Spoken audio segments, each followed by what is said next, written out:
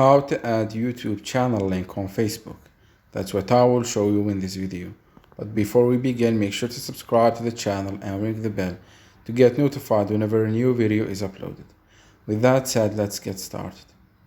So go ahead and open up YouTube to memorize the name of the channel that you want to put on your Facebook. Say for example, this is my channel right here.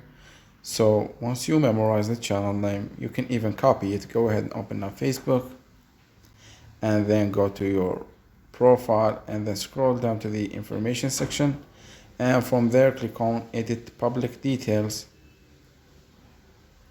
And once you're here, you need to scroll all the way down to the links section and click on add next to it. Then from the social links, click on add social link and select the platform to be YouTube, and then write your username right here.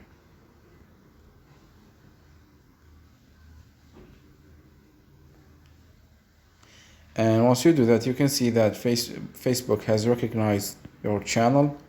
So click on save at the top right of the screen and then go back, and here you will see that Facebook has added your channel right here. If you clicked on it, it will redirect you to the channel.